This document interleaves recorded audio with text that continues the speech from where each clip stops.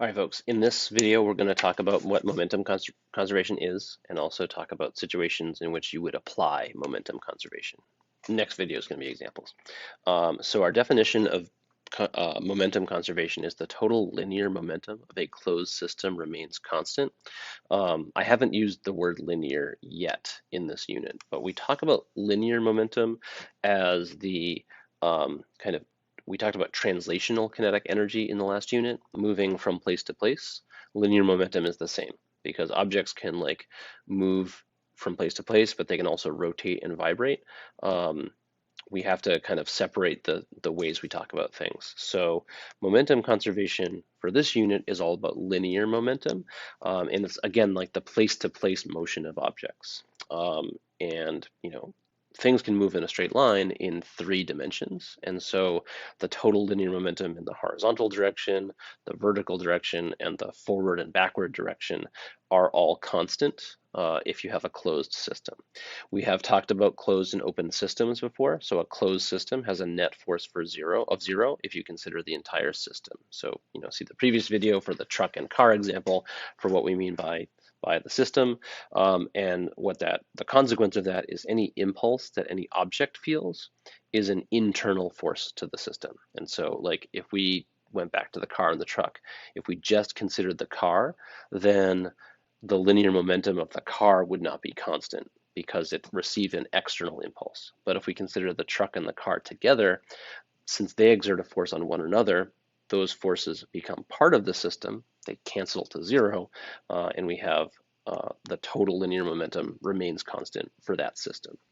So the way we express it, or the way I write it, momentum is P, right? So P equals P prime is how I'm going to write conservation of momentum. You don't even have to write that in any problem, but that's just the idea.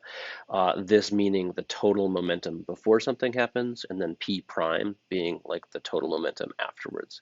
It doesn't matter what you do. You can do P initial equals P final. You can do P naught equals P. We have a like multitude of ways that we distinguish the before and after in physics. So these are just additional options for you, but I'm going to stick to the prime for the following reasons. If the system consists of 2 objects. Now, in what we talk about in this course, we pretty much stick to 2 object systems because if you can do this for 2 objects, then you can technically do it for as many objects as you need to. It's just that the math gets more complex.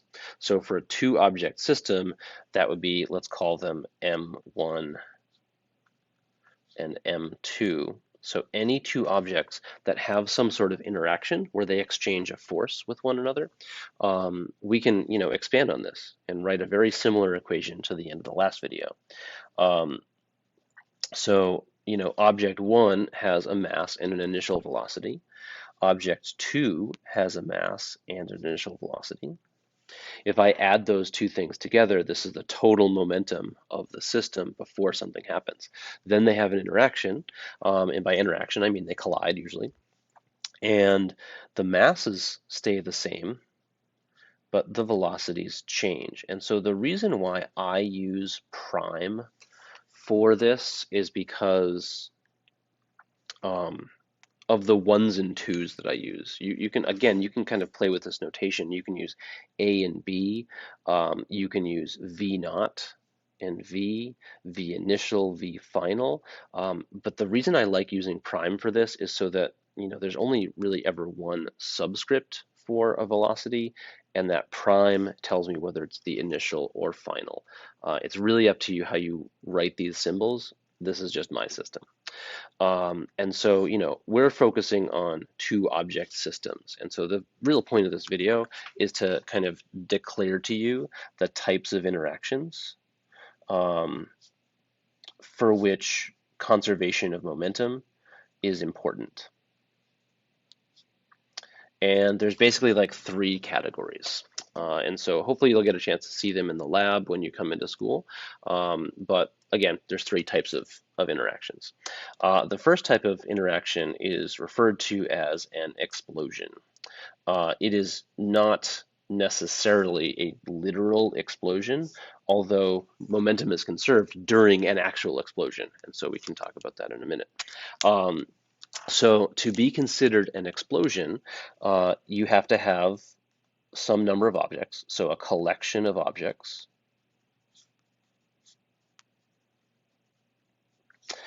separates due to an internal force.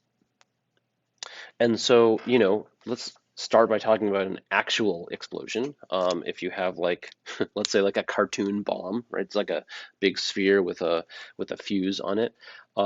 When the explosive inside the thing ignites, it creates an internal force. It pushes outward in all directions, and it shoots the shell of the bomb in all directions.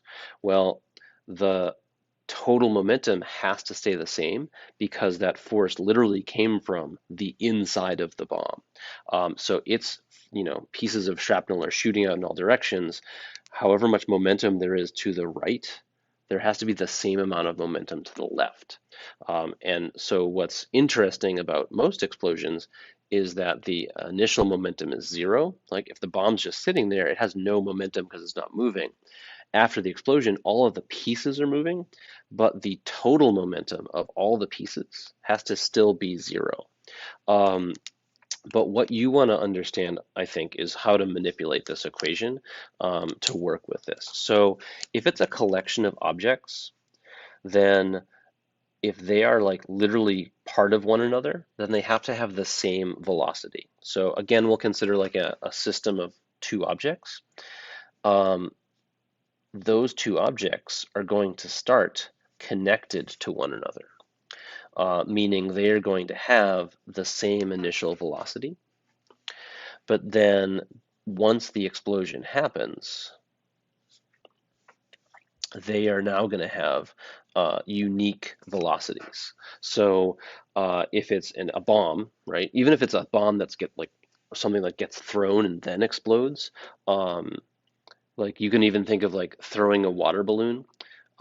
If you throw it and like the balloon is like starting to rupture and the balloon actually breaks in midair, all of the balloon in the water had some momentum at that instant, and the all of the water molecules and the balloon shell itself, the total momentum of all of that has to remain the same. So like some water might, if the thing is flying this way, the water might squirt out this way, it will also squirt out that way, but the total momentum has to stay the same for the entire system.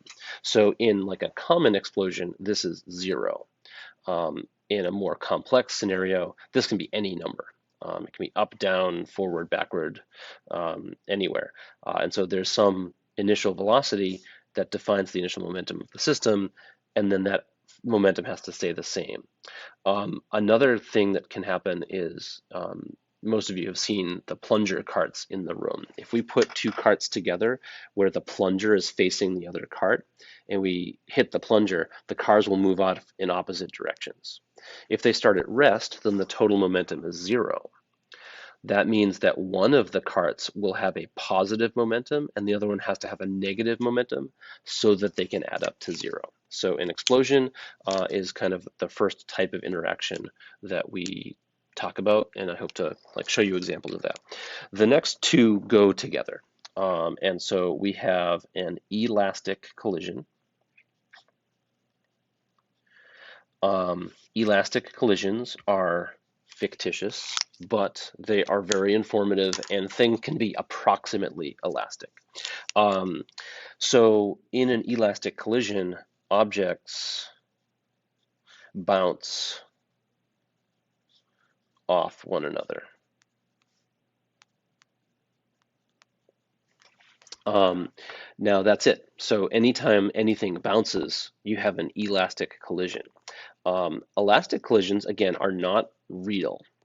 They can be approximated, but it's very hard to do that. Usually you need like magnets to actually have an elastic collision be like 100% elastic. But something special happens when you have an elastic collision. The total kinetic energy of the system is constant. So what's interesting about elastic collisions, and kind of the reason that you study them, even though they're not so much real, is that there's two conservation laws that apply to them. There's conservation of energy and there's conservation of momentum. Now, because the objects bounce together, bounce off one another, this is the equation that describes them. So I'm just going to write equation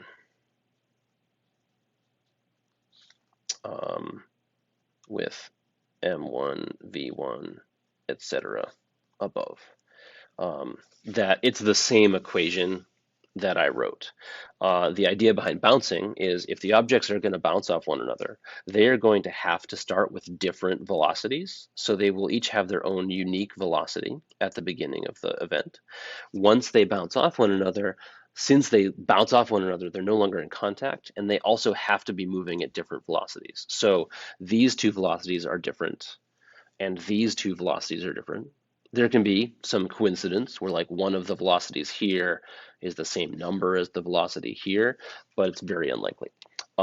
So we have like essentially four unique velocities because the act of bouncing means in order to bounce, they have to be starting with different velocities. And once they bounce, they have to be moving with different velocities again, because if they're not moving with different velocities, they're actually stuck together. This is the hardest type of collision to analyze because there's so much variety and kind of possibility there. The last type of interaction is an inelastic collision.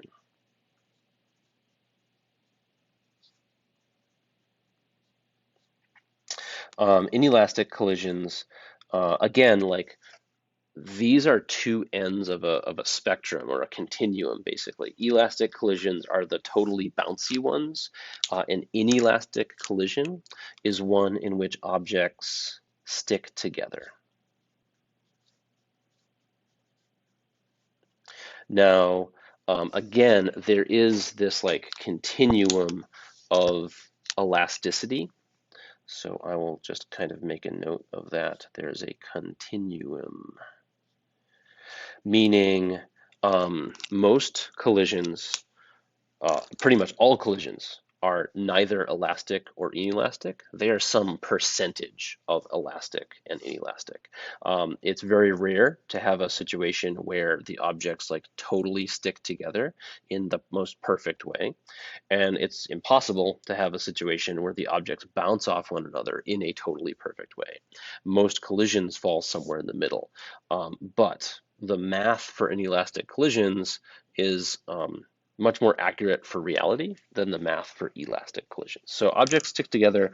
But I guess what I mean by continuum is objects can like interact and kind of stick together, but they have enough momentum in different directions that they will like pull apart from one another.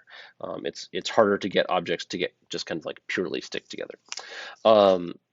So when objects stick together, there is a loss of kinetic energy. And that kinetic energy gets dissipated in the form of heat. And that is due to the deformation of the objects that collide. So I mean, especially if you think about like a car accident, the like cars today are built to crumple, and that's a safety feature of the cars. And so as they crumple, they're deforming, obviously, and a lot of heat gets generated by that. So the thing about an inelastic collision is that the objects are now stuck together. So in order to collide, they have to be moving with different velocities. So they have like separate momentum equations from one another. But because they stick together, they are now traveling as one big object at the same velocity. And so an explosion and an inelastic collision is more or less, they look like reverses of one another. Where in an explosion, objects start together and move apart. In an inelastic collision, they start apart and come together. I left one thing out, and that is in an explosion, the kinetic energy is going to increase most of the time. And and I actually think it might be all of the time, but there's typically an increase in kinetic energy for explosions. Obviously, especially if the initial velocity is 0, if the objects are just sitting there before they have their explosion interaction. Next video is going to be example problems, so look for that.